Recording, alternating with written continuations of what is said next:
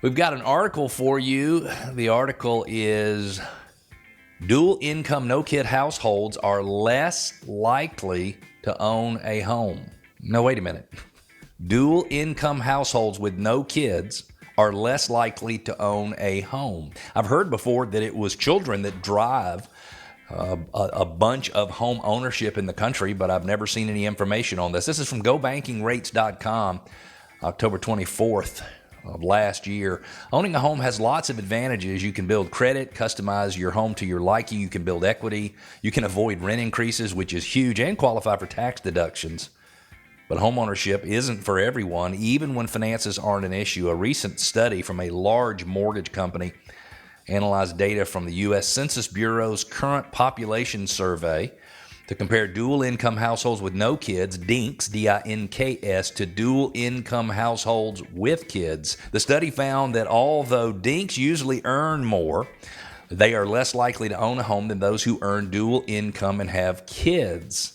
When it comes to annual earnings, dual income no kids earn more than dual income with kids in about 50% of the states in the nation. Dual income households with no kids earn $138,000 per year on average, which is nearly 7% more than the $129,000 average annual income of dual income families with kids. States where dual income no kids earn more: Connecticut 70%, Rhode Island 62%, Illinois 41%.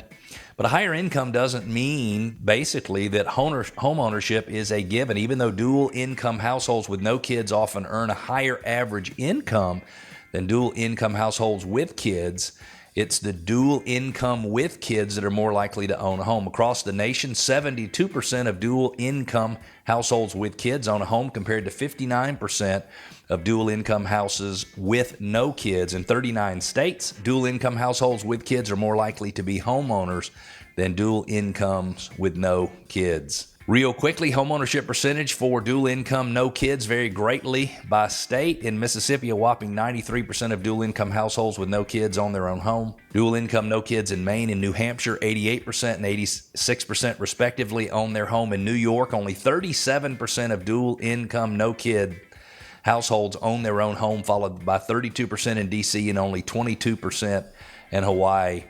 Dual income no kid households may be less likely to own a home for the following reasons.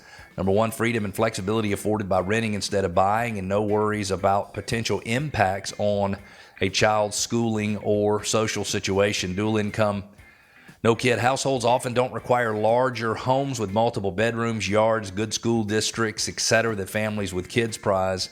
And according to the U.S. Census Bureau, the median size of a new single-family home sold in 2022 was 2,400 square feet, just a little less, whereas the median size of multifamily units built for rent in 2022 was 1,010 square feet, or less than half the size of a single-family home. So maybe they're looking for increased mobility. Dual income families who do not have to consider children's needs can take advantage of increased mobility without kids tying them down. Dual income no kid couples may be getting married and settling down later in life, delaying home buying decisions. And according to the U.S. Census Bureau, the average first-time groom is 30, while the average first-time bride is 28. Compared to being 25 and 22, respectively, in 1980. The National Association of Realtors 2022 profile of home buyers and sellers found that the average age of a typical first-time home buyer is 36, which is considered an all-time high. So I would have thought that dual income households with no kids would be more likely to own a home, but it turns out they are less likely to own a home.